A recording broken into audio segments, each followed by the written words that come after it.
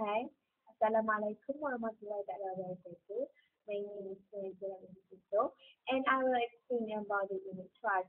Unit trust is created by a trust is entered into between a management company, which is fund manager, and also a custodian trustee, which is public trustee, to be held on behalf of the investor who are known as unit holder. Now let's proceed to the mechanism of unit trust operation. Unit trust fund is an investment scheme which pools money from many investors who share the same financial objectives. This involves three parties, which are management company, trustee, and also unit holder. Management company is a company that established the fund, while the trustee act as an custodian of this asset. Now, how we want to uh, calculate the unit trust price? There are formulas to calculate unit trust price, which is market value of share, we minus with the liability owned, and we divided with number of units issued date. Now let's proceed to the tax implication of unit trust. Income of unit trust is assessed and changed to tax separately from income of the unit holder. The scope of the charge is that income received in Malaysia from outside Malaysia by unit trust is subject to income tax at the rate of 25%, while for the foreign source, income will be exempted with effect from year assessment 1998. For the basis year for a unit trust for a year in assessment in relation to its source of income is the financial year, which may be on 31st December or non-31st December. The basis of taxation of a unit trust will not be affected by the amount of income distribution made by the trust of its unit holders. Thank you. Unit trust includes property trust, which refers to unit trust which invest primarily in real properties. Security Commission has issued that at least 75% to 80% of funds shall be invested in real properties and the balance in liquid assets, which include cash deposit with commercial banks, merchant banks and discount houses, Sagamas bond, Malaysian government securities, banker accepted and negotiable certificate of deposit. Unit trusts derive income from investment in landed properties, shares, bond and deposit with financial institutions. The income derived will be investment income assessed either under Section 4C or Section 4D. With effect from year assessed 2005, the rental income derived by unit trust is not business source. Then we move to the tax exempted for the unit trust. First is the exemption on the dividend income, which means that the foreign source dividend income received in Malaysia will be exempted. Second, the exempt dividends from Malaysian companies operating out of exempt income account or under single tier system will also be exempted. Then, for the exemption on interest or discount income, in order to promote investment in the private debt securities and bonds, this interest or discount paid or credited to unit trust in respect of the following will be tax exempted. For it consists of the securities or bonds issued or guaranteed by the government, the debentures other than convertible loan stock approved by the Securities Commission, and bonds simpanan Malaysia issued by Bank Negara Malaysia. Third, the exemption on interest income from financial institutions. With effect from year SS 1999, interest income derived from Malaysia by a unit trust and paid or credited by bank or financial institution licensed under the Banking and Financial Institution Act 1989 or the Islamic Banking Act 1983 would be exempted. Fourth, the exemption of interest income on Islamic securities. Interest paid or credited to any person in respect of Islamic securities originating from Malaysia other than convertible loan stock issued in non-ringgit Malaysia and approved by the Securities Commission or the Labuan Offshore Financial Services Authority would be tax exempted. According to Para 28 Schedule C, with effect from year SS 2004, investment income derived from source outside Malaysia and received in Malaysia by the unit trust would be exempted from tax. This comprises of foreign dividend income, interest income, and rental income. 6. The income tax. Individual unit trust of closed-end fund companies deriving interest income from non-convertible loan stock issued by companies listed in Malaysia, exchange of securities dealing and automated quotation berhad method will be tax exempted. This order take effect from 6 October 1997. Then, pengurusan dana harta bonds. Interest received in respect of bonds or an securities issued by pengurusan dana harta nasional berhad is tax exempted. Lastly, pengurusan dana harta or dana harta urus benda or urus bond. Discount or profit received from the sale of bonds or securities issued by pengurusan dana harta. Next, we will move to the gain from the realization of the investment. Any gain from the realization of the investment will not be regarded as the income of the unit trust. It will not be subject to the income tax. The example of the gain from the realization of the investment is the gain from the disposal of shares. My name is Nur Aida Hanis binti Abdul Halim. I will explain about special deduction for qualifying capital expenditure under Section 663A.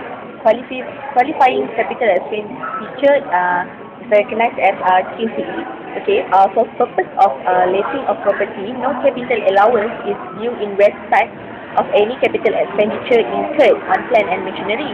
But Section 63A allows special deduction for QCE against rental income derived by the unit trust. And then capital expenditure incurred on the provision of plant and machinery used for the purpose of deriving rent from the letting of real property by the unit trust, including two, which is first, alteration of an existing building for the purpose of installing plant and machinery. Alteration, this one is recognized as ZAC, which is there have an equation which is like this: P plus I equals to Z, and if I less than or equal to 70% of Z, then QE is Z. And then for second, preparing or leveling the land in order to prepare a site for the installation of plant and machinery, recognized as L. Okay, this also has the equation which is P plus L less than or equal to 10% of M, then QE is equal to M. Okay, now we move on to 6.2, which is commencement date.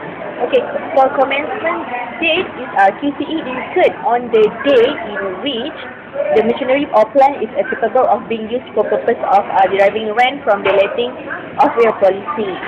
Okay, 6.3 mention about including industrial building allowance. Okay, here means unit trust will not qualify for industrial building allowance if the rental income is derived from renting of retail or commercial building. If the premise layout is a factory or industrial building can be claimed. Okay, and then 6.4 mention about meaning of special deduction. Okay, here the special deduction is equivalent to 1/10 of the QCE. It's made again the adjusted income from the letting of real property to arrive at statutory income of the rental process. Okay, if no insufficient or no adjusted income, it is equal to unabsorbed deduction, cannot be carried for subsequent years. It's also equal to permanent loss. When it is a permanent loss, special deduction is restricted. Okay. 6.5 mention about eligibility. Eligibility entitled to special deduction if QCE was incurred on at the end of the year and used by the unit or trust. Okay. 6.6 6 is equal to availability of set of. Okay, here is where residual of QPE is equal to 0. No deduction shall be made to the unit trust for that year or subsequent year. Okay, lastly, 6.7 mention about meaning of residual expenditure. Okay, residual expenditure means here total QE less and no deduction under section 63A, which is 10%, and it is accumulated, then equal to residual expenditure. That is the meaning of residual expenditure. You can see this equation is not clear, where is total QE less annual deduction under section 63A 10%, and then it is accumulated, then equal to residual expenditure. Okay, that's all from me. Thank you. So I'll proceed with the next subtopic in this chapter, which is special deduction for expenses according to section 63B. A unit trust is assumed to carry on investment activities, and as such, deductibility of the expenses is restricted like that of an investment holding company. And in arriving at the total income, a special deduction of expenses is allowed in respect of following permitted expenses incurred by the unit trust, which include manager's remuneration, maintenance of register of unit holders, share registration expenses, secretarial audit and accounting fees, and also telephone charges, printing, stationery costs, and postage. These expenses are regarded as not being wholly or exclusively incurred in the production of the investment income. Expenses which satisfy the section 53, which stated wholly and exclusively tax, would be deducted directly from the individual source of investment income. Other expenses such as bank charges, traveling, trustee remuneration, which are not mentioned in the prescribed expenses, would not be accorded any deduction.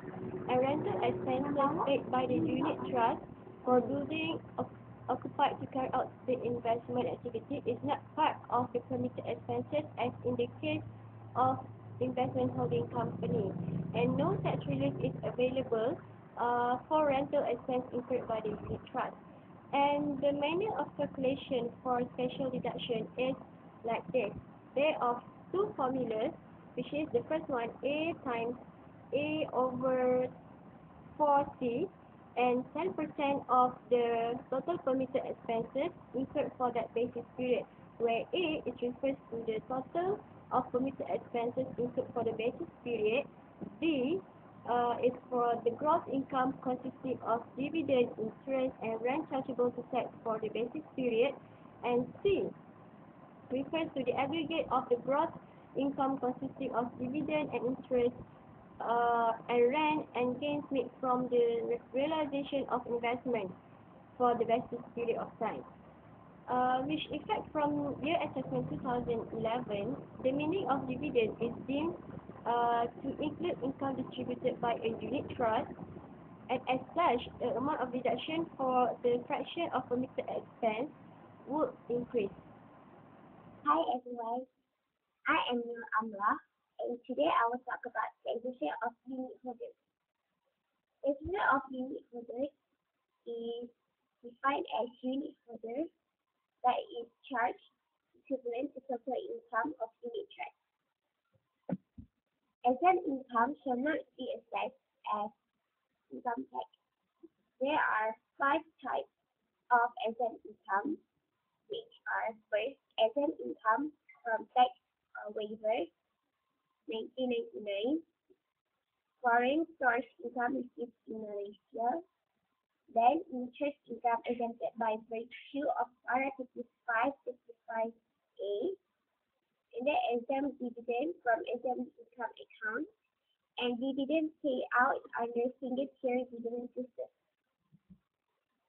Okay, sale of units by unit holders is gains realized by unit holders on the transfer or redemption of the units, which are treated as capital gains.